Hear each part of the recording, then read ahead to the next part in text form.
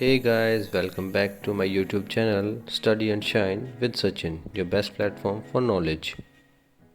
तो आज हम अपना नया टॉपिक स्टार्ट करने जा रहे हैं साइंस के अंदर, मेटल्स एंड नॉन मेटल्स। जैसा हम जानते हैं कि हमारे पास एलिमेंट्स जो हैं प्रेजेंट आज की डेट में 118 एलिमेंट्स हमारे पास पीरियोडिक टेबल के अंदर प्रेजेंट हैं। उन 118 एलिमेंट्स को हमने बेसिकली डिवाइड कर रखा है 3 कैटेगरीज में, जो कि हमारे पास metals, non metals and metalloids.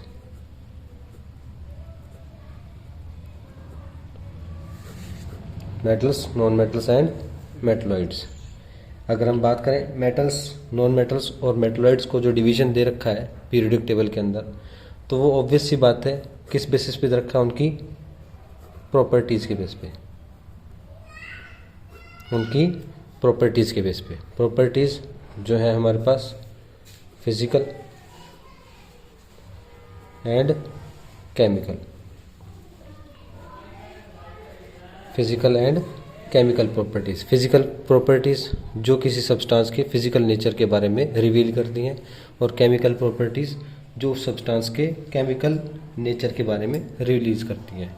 अगर हम बात करें फिजिकल प्रॉपर्टीज़, तो फिजिकल प्रॉपर्टीज़ के अंदर हमारे पास आती हैं उसकी साइज़, उसकी शेप, उसकी स्टेट,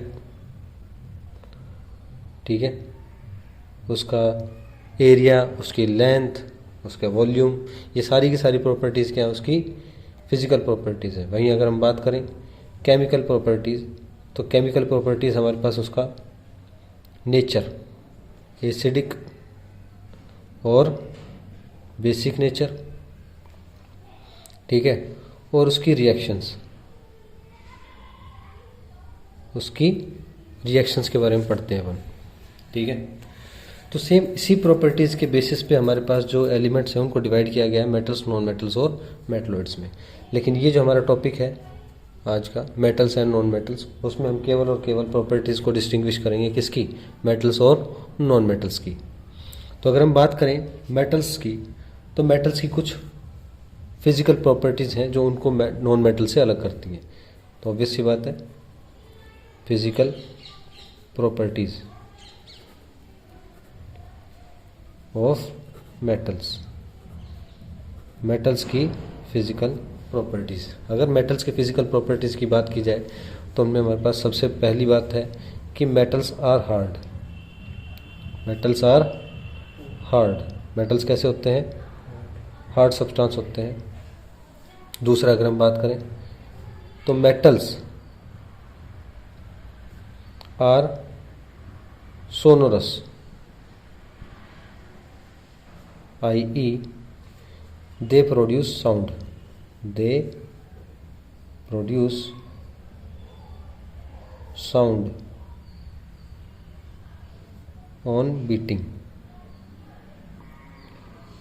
बीट करने पर, उन्हें पीटने पर रिंगिंग साउंड आती है, जो प्रॉपर्टी है सोनोरिटी, इसका मतलब वो क्या है, सोनोरस है। उसके अलावा अगर हम बात करें, तो मेटल्स आर डक्टाइल। अगर हम डक्टाइल की बात करें, तो डक्टाइल मतलब वायर्स में कन्वर्ट किया जा सकता है, दे can be converted into wires, ठीक है, फाइन वायर्स में उन्हें कन्वर्ट किया जा सकता है। अगर मोस्ट डक्टाइल की बात करें, तो मोस्ट डक्टाइल हमारे पास जो एलिमेंट है, मेटल है, वो कौन सा हमारे पास, गोल्ड है।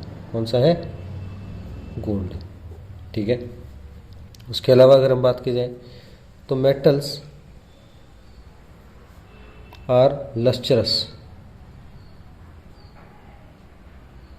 Lustrous it means they shine, वो चमकते हैं, ठीक है। उसके अलावा अगर हम बात की जाए, तो मेटल्स आर मैलिएबल,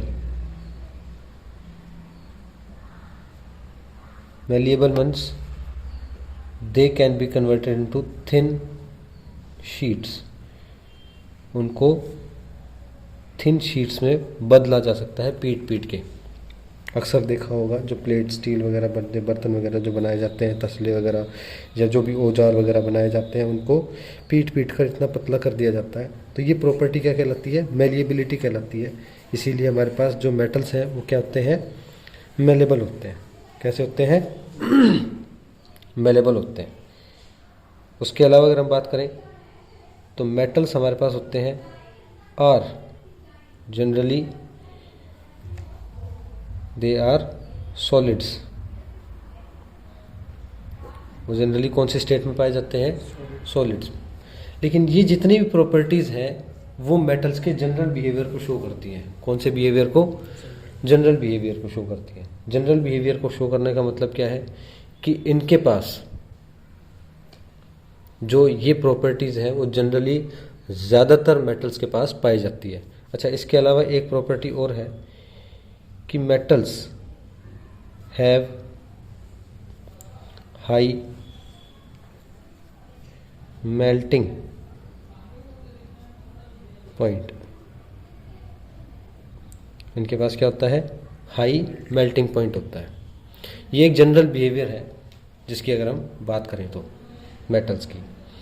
लेकिन ऑब्वियस सी बात है, जनरल बिहेवियर का मतलब ये नहीं होता कि सारे के सारे मेटल्स हमारे पास यही प्रॉपर्टी शो करेंगे, क्योंकि कुछ मेटल्स ऐसे हैं जो इनमें एक्सेप्शंस शो करते हैं। तो वो एक्सेप्शंस क्या है? एक्सेप्शंस क्या है? एक्सेप्शंस की बात की जाए तो सबसे पहला हमारे पास एक्सेप्शन क्या है? हार्डनेस को लेकर के।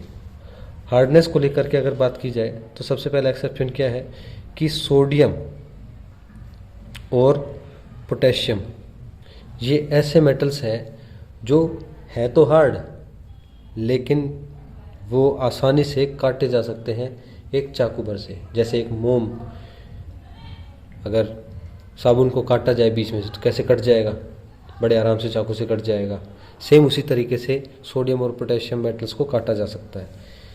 दे can B cut with knife.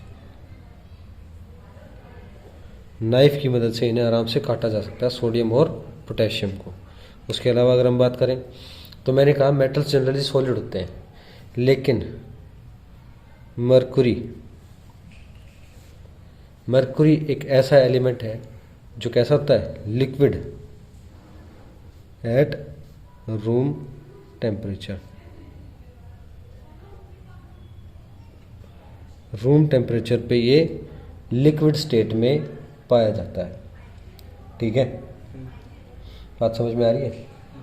ये इतना ज़्यादा हमारे पास इसका जो मेल्टिंग पॉइंट है असल में इतना कम होता है कि नॉर्मल जो टेम्परेचर होता है, ऑब्वियसली 16 से लेकर के और 14-15 ये जो टेम्परेचर होता है इसमें लिक्विड स्टेट में हमें देखने को मिलता है।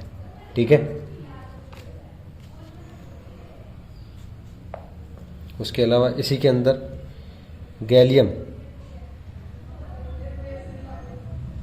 और सीजियम भी काउंट होते हैं। ये भी ऐसे ही मेटल्स हैं जिनका बहुत ही कम मेल्टिंग पॉइंट होता है। ठीक है,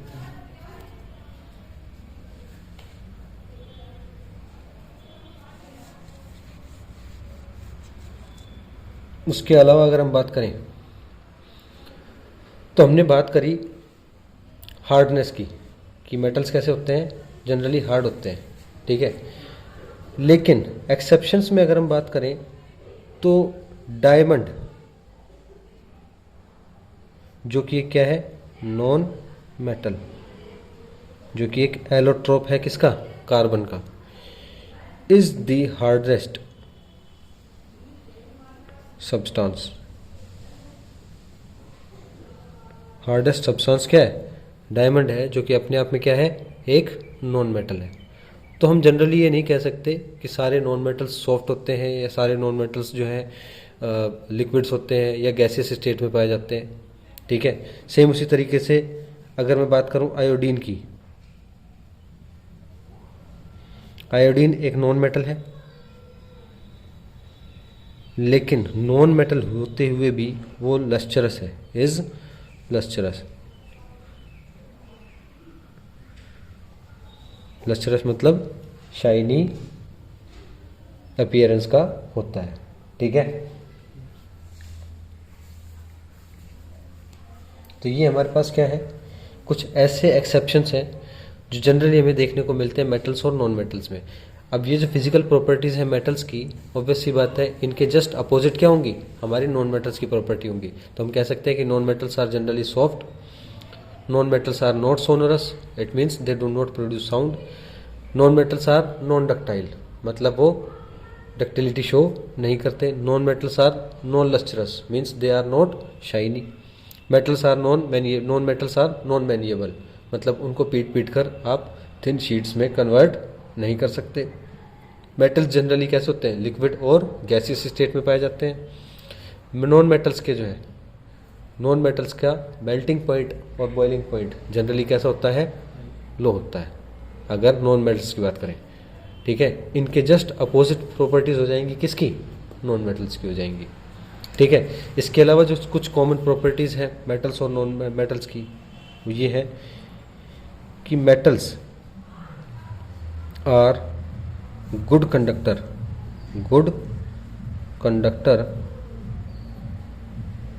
of heat and electricity. Heat and electricity, तो हीट एंड इलेक्ट्रिसिटी के अच्छे हमारे पास क्या पाए जाते हैं, कंडक्टर्स पाए जाते हैं मेटल्स। वही नॉन मेटल्स क्या होंगे, पुअर कंडक्टर्स होते हैं किसके, हीट एंड इलेक्ट्रिसिटी के, ठीक है। इसके बाद में हम बात करेंगे केमिकल प्रॉपर्टीज की।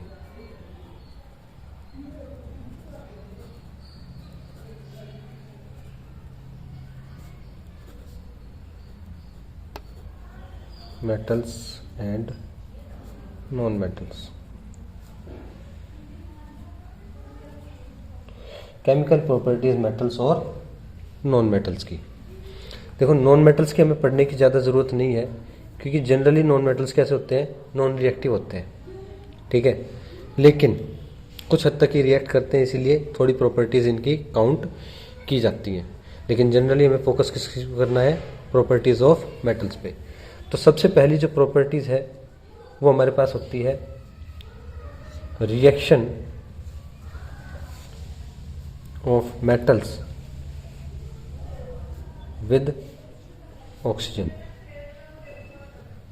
Reaction of metals with oxygen, तो ऑक्सीजन के साथ रिएक्शन कैसी होती है मेटल्स की।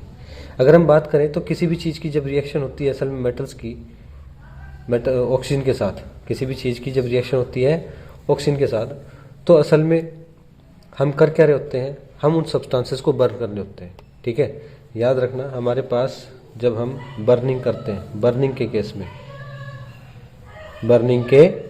केस में बर्निंग ऑफ मेटल्स, अगर बर्निंग ऑफ मेटल्स की बात की जाए तो ड्यूरिंग बर्निंग असल में हम कर क्या रहे होते हैं, उस पर्टिकुलर मेटल की रिएक्शन करवा रहे होते हैं किसके साथ, ऑक्सीजन के साथ। In the presence of air जब हम किसी सब्सटेंस को बर्न करते हैं तो असल में उसकी रिएक्शन कर रहे होते हैं किसके साथ, ऑक्सीजन के साथ। तो इस पर्टिकुलर कंडीशन में जो मेटल ऑक्सीजन के साथ रिएक्ट करता है वो बनाता है क्या, मेटल ऑक्साइड। क्या बनाता है, मेटल ऑक्साइड बनाता है। मतलब कि मेटल्स ऑक्सीजन के साथ रिएक्ट करेंगे और मेटल ऑक्साइड बनाएंगे। लेकिन ये जो ऑक्साइड हम बना रहे हैं ये किस नेचर का है, ये अगर आपको याद आता हो तो हमने पढ़ी थी न्यूट्रलाइजेशन रिएक्शन। कौन सी,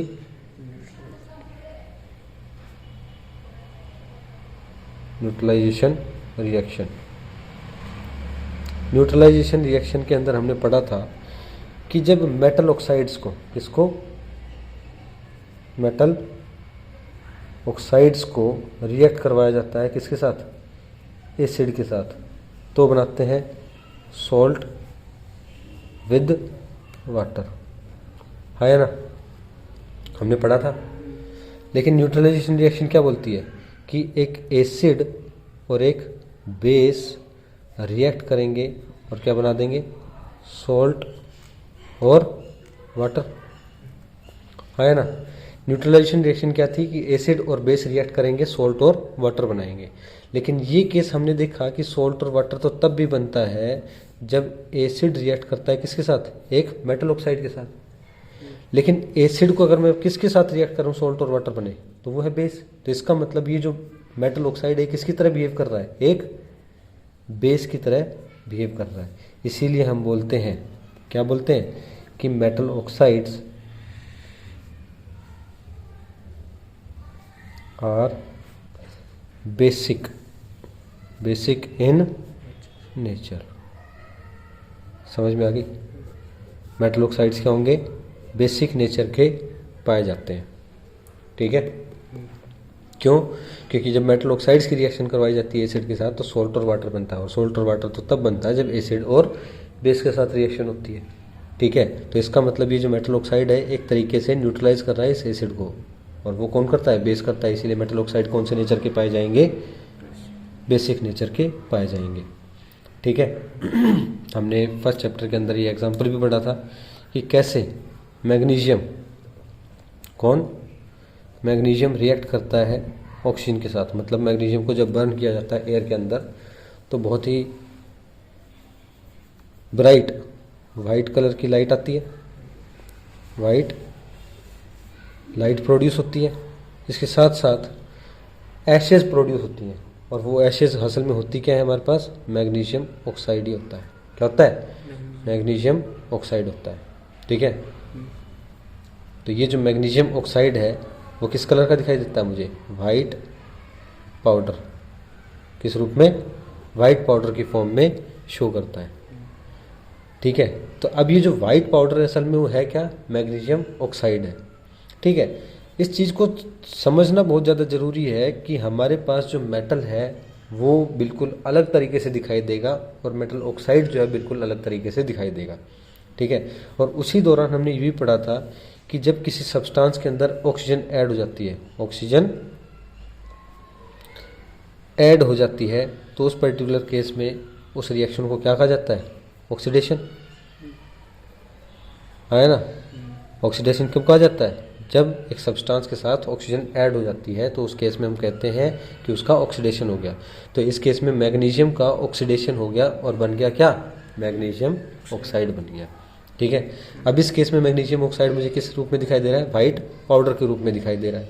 ठीक है, अगर एक और एग्जांपल हम देखें तो कॉपर का भी एग्जांपल लिया था हमने कि जब कॉपर को हीट किया था ऑक्सीजन की प्रेजेंस में, बर्न किया था, तो हमने नोटिस किया था कि कॉपर ऑक्साइड प्रोड्यूस होता है। ठीक है, क्या प्रोड्यूस होता है, कॉपर ऑक्साइड। ठीक है, ये जो कॉपर ऑक्साइड पर प्रोड्यूस हो रहा है वो असल में किस रूप में प्रोड्यूस हो रहा है, black layer, dark black colour की जो लेयर है वो कॉपर के ऊपर जमा होनी शुरू हो जाती है। अब वो जो कॉपर के ऊपर जमा हो रही है लेयर वो क्या है, कॉपर ऑक्साइड की लेयर है। ठीक है, तो इस केस में क्या हो रहा है, कॉपर का भी ऑक्सीडेशन हो रहा है। ठीक है, उसके अलावा हमने पढ़ा है, बहुत कॉमन एग्जांपल पढ़ा है किसका, आयरन का, कि आयरन के साथ जब ऑक्सीजन रिएक्ट करता है, ठीक है, तो उस केस में क्या बन जाता है, आयरन का ऑक्साइड Fe2O3। ठीक है, आयरन का भी ऑक्सीडेशन होता है, Fe2O3 प्रोड्यूस होता है। उसी तरीके से अगर हम बात करें तो एल्यूमिनियम बड़ी आसानी से रिएक्ट करता है किसके साथ, ऑक्सीजन के साथ, और क्या बना देता है, एल्यूमिनियम ऑक्साइड Al2O3। ठीक है, ये क्या है, आयरन ऑक्साइड, ये क्या है, एल्यूमिनियम ऑक्साइड।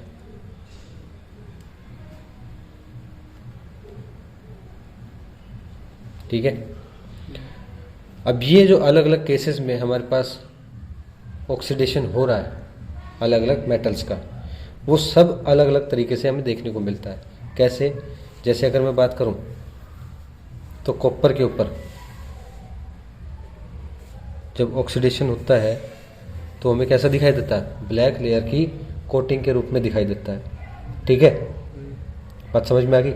उसी तरीके से अगर मैं बात करूं एल्यूमिनियम की, तो एल्यूमिनियम ऑक्साइड के ऑक्सीजन के साथ रिएक्ट करता है, और एल्यूमिनियम ऑक्साइड जो कि असल में किसी अलग तरीके की लेयर के रूप में दिखाई देता, लेकिन हाँ वो एक इनविजिबल लेयर क्रिएट कर देता है किस चीज़ की, एल्यूमिनियम ऑक्साइड की। ठीक है, और इस एल्यूमिनियम ऑक्साइड के बारे में हमने पढ़ा भी है कि इसे इस्तेमाल किया जाता है किसके रूप में, प्रिजर्वेटिव्स के रूप में, प्रिजर्वेशन के रूप में इस्तेमाल किया जाता है। प्रिजर्वेशन कब, जब हमें खाने को प्रिजर्व करना होता है। खाने को जब प्रिजर्व करना होता है तो एल्यूमिनियम फॉइल्स के रूप में यूज़ किया जाता है ना, एल्यूमिनियम फॉइल्स में उसे रैप कर दिया जाता है और उससे खाने को प्रिजर्व किया जाता है। जितना भी हमारे पास दवाइयाँ होती हैं या फिर जो भी हमारे पास खाने का सामान है वो सब रैप अप किया जाता है किसके अंदर, एल्यूमिनियम के अंदर। क्यों, क्योंकि एल्यूमिनियम रिएक्ट करता है ऑक्सीजन के साथ और एक लेयर बना देता है एल्यूमिनियम ऑक्साइड की उस पर्टिकुलर सब्सटेंस के ऊपर, ताकि दूसरे सब्सटेंस जो है उसके ऊपर और ज़्यादा रिएक्ट ना कर सके। ठीक है, क्योंकि ऑक्सीजन अगर फूड से रिएक्ट करेगी तो क्या हो जाएगा, खाना सड़ जाएगा, जिसे रेंसिडिटी कहा जाता है। तो प्रिजर्वेशन की तरह इस्तेमाल किया जाता है। ठीक है, अब ये सारे के सारे जो मेटल्स हैं जिनके ऑक्साइड बने हैं वो सारे के सारे किस नेचर के हैं, हमारे पास बेसिक नेचर के हैं।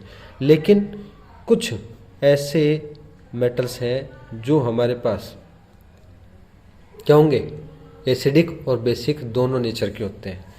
ऐसे पर्टिकुलर ऑक्साइड्स को हम कहते हैं, कौन से oxide, amphoteric oxides. Amphoteric oxides, amphoteric oxides कौन से होते हैं एम्फोटरिक ऑक्साइड्स, तो याद रखना, those metal oxides that react with acid and base to form salt and water। ठीक है, आई बात समझ में। इसका मतलब क्या है कि कोई मेटल का ऑक्साइड रिएक्ट कर जाए किसके साथ, एसिड के साथ भी, और उसी मेटल का ऑक्साइड रिएक्ट कर जाए किसके साथ, बेस के साथ भी, और बना ले क्या, सॉल्ट एंड वाटर। बना ले क्या, सॉल्ट एंड वाटर। इस केस में जो हमारे पास मेटल होगा वो कैसा होगा, वो जो मेटल होगा वो कैसा होगा, एम्फोटरिक मेटल ऑक्साइड। वो कैसा होगा, एम्फोटरिक ऑक्साइड कहलाएगा। बात समझ में आ गई। इसके बहुत ही इम्पोर्टेंट और बहुत ही कॉमन एग्जांपल है हमारे पास जिंक एंड एल्यूमिनियम। क्या है, जिंक एंड एल्यूमिनियम दोनों ही रिएक्ट करते हैं। अगर मैं बात करूं जिंक की तो जिंक ऑक्साइड ZnO, ठीक है, और एसिड के साथ रिएक्ट करेगा HCl, और वही जिंक ऑक्साइड जो है एक बेस के साथ भी रिएक्ट कर जाएगा बड़े आराम से। जब ये एसिड के साथ रिएक्ट करेगा तो जिंक क्लोराइड और H2O प्रोड्यूस होगी। वहीं अगर मैं बात करूं सोडियम हाइड्रोक्साइड के साथ रिएक्ट करेगा तो ये बना लेता है सोडियम जिंकेट Na2ZnO2, Na2ZnO2 और H2O प्रोड्यूस होगा। समझ में आ गई। सेम इसी के तरीके से एल्यूमिनियम ऑक्साइड रिएक्ट करता है किसके साथ, HCl के साथ भी और NaOH के साथ भी। जब ये HCl के साथ रिएक्ट करता है तो ये एल्यूमिनियम क्लोराइड बनता है, एल्यूमिनियम AlCl3 और H2O प्रोड्यूस होगा, ठीक है। और जब ये सोडियम हाइड्रोक्साइड के साथ रिएक्ट करेगा तो ये बनाएगा aluminium zinc, sodium aluminate Na2 AlOH4, यह क्या हो जाएगा, सोडियम एल्यूमिनेट। ये है हमारे पास सोडियम जिंकेट। क्या है ये, सोडियम जिंकेट। और ये है हमारे पास सोडियम एल्यूमिनेट, सोडियम एल्यूमिनेट। ठीक है, ये बहुत ही ज़्यादा इम्पोर्टेंट एग्जाम्पल्स हैं हमारे पास एम्फोट्रिक ऑक्साइड्स के। हम बात करते हैं जब जनरली तो मेटल ऑक्साइड कैसे होते हैं, बेसिक नेचर के होते हैं। लेकिन दो ऐसे मेटल के ऑक्साइड्स हैं जो एम्फोट्रिक ऑक्साइड्स हैं, एम्फोट्रिक नेचर के हैं, मतलब वो एसिड के साथ भी रिएक्ट करेंगे और बेसिस के साथ भी रिएक्ट करेंगे, सोल्ट और वाटर प्रोड्यूस करेंगे। एग्जाम्पल क्या क्या है हमारे पास, जिंक और एल्यूमिनियम ऑक्साइड। ठीक है, याद रखने की बात क्या है कि ये एसिड्स के साथ इनकी रिएक्शन बड़ी कॉमन है, लेकिन बेसिस के साथ इनकी रिएक्शन बड़ी ही रेयर होती हैं जनरली, तो कभी कभी पूछ लिया जाता है, तो ये एग्जांपल पता होना चाहिए। ठीक है, जिंक ऑक्साइड रिएक्ट करेगा सोडियम हाइड्रोक्साइड के साथ, सोडियम जिंकेट बनाएगा, और वैसे ही एल्यूमिनियम ऑक्साइड रिएक्ट करेगा सोडियम हाइड्रोक्साइड के साथ, बनाएगा सोडियम एल्यूमिनेट। ठीक है, तो ये हमारे पास है सबसे पहली एग्जांपल केमिकल प्रॉपर्टीज़ की मेटल्स के साथ, कि जब मेटल्स रिएक्ट करते हैं किसके साथ, ऑक्सीजन के साथ। ठीक है, आई होप अच्छा लगा होगा।